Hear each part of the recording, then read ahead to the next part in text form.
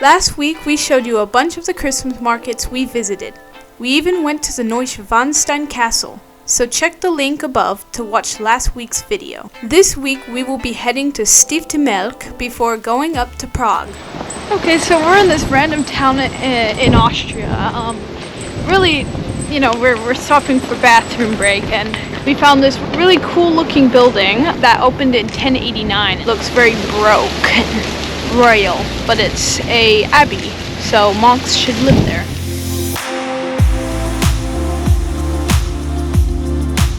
Prices for tickets to go to Stifte Melk range from €8 to €32.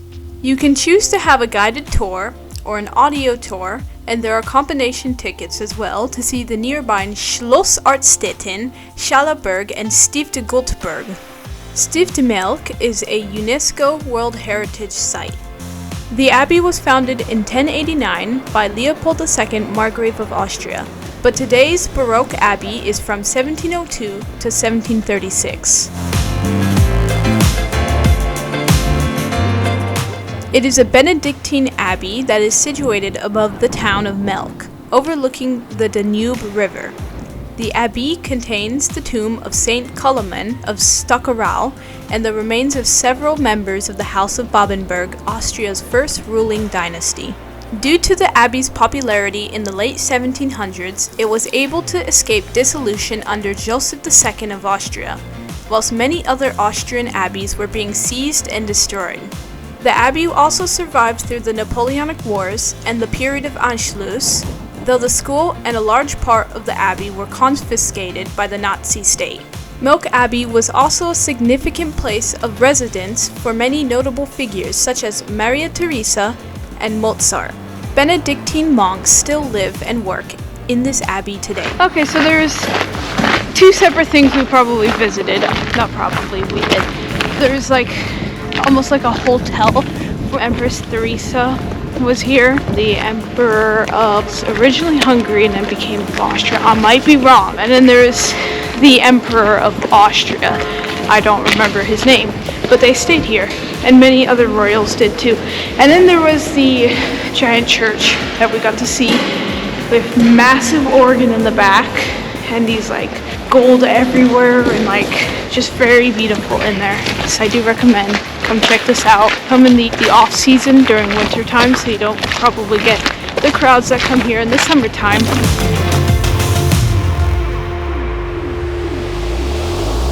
Now we head from Stifte Melk to Prague, Czech Republic. So the bridge behind me is the Charles Bridge, and it was constructed in 1357 and took 45 years, and it was constructed under King Charles IV, but most of it reconstructed later on. A lot of battles took place on this bridge too.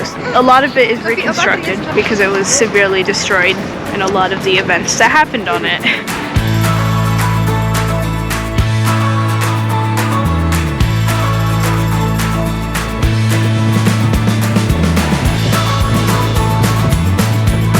So obviously it's very crowded right now, so I recommend coming in the morning or very late at night. But if you want to get pictures or recordings in daylight or somewhat daylight because it's overcast right now, come in the morning, maybe 9 a.m., maybe even earlier than that, so you get less people. And obviously it's probably even more crowded in the summertime. Right now it's winter and it's still crowded, so.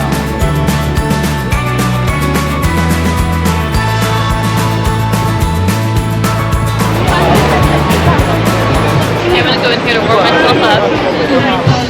So maybe you can follow me into the little tourist trap.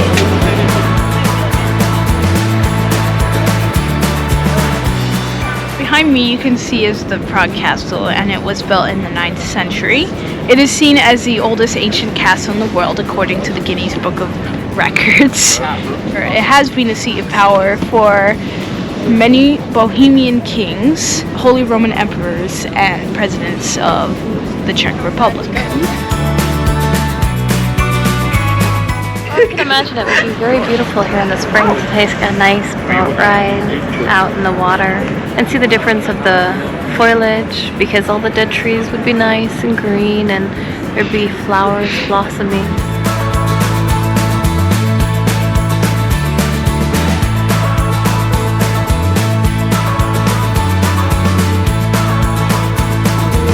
experience in Prague is very good so far. Very cultural city, very old stuff. Only the old town, and you can see like just architecture going around with the buildings and the alleyways. It's a lot like Vienna. At least this one has separated the old town with the new towns. You don't have new buildings in the old town. Vienna is kind of like you have these beautiful like two 1880s buildings, and then there's this random white ugly building. So this one's definitely more of like you can get in the zone. Come check it out. Come check out Prague.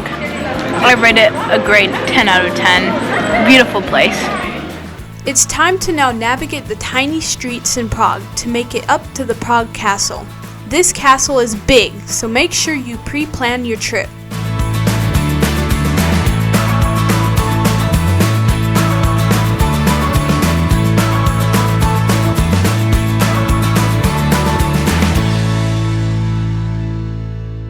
So we are at the Lobkowicz Palace, and you can get online tickets and you can go see the Prague Castle with it. You can go here to Prague Castle and kind of walk around the little town central area. Definitely take a few days to come check out the entire area because there's a lot to do in this just one area. And then when you go to the museum, you can come to where we are right now and have a beautiful view of Prague. So come check it out.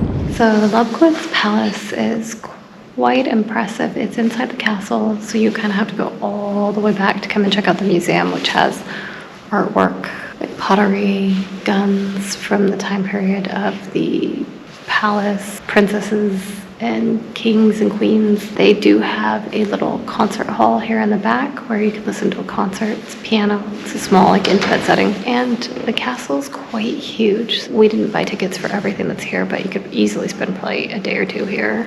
Quite large, quite massive to walk around. So we're gonna go back outside and see what else we can go check out while we're here.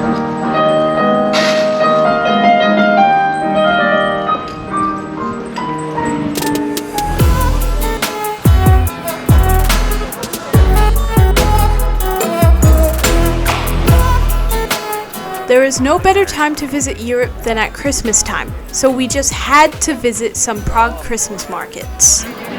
Chestnuts. I've always wanted to eat these guys. They're very hard when you don't open them correctly, though. Let's see if I can get this guy open. You struggle for the meat. Like, it's almost like a crab. Yeah. Any good food always has a shell. There we go. I got it open, kind of. See, I kind of like sucked on this one. Yep. If you don't get them right, like, it's just, yeah, this one kind of like sucked. Yeah, I didn't get that one very well.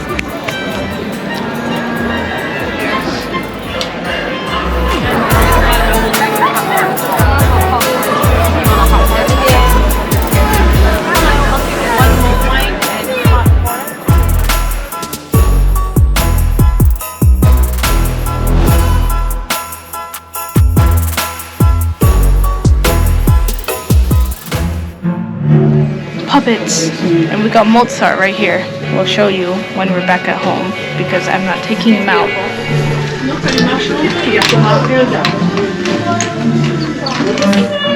Prague has many marionette stores, and we just had to get one. The marionette tradition in Czech culture dates back to the 17th century, and many of the marionettes today are still handmade with wooden shoes, a porcelain body, and are hand painted.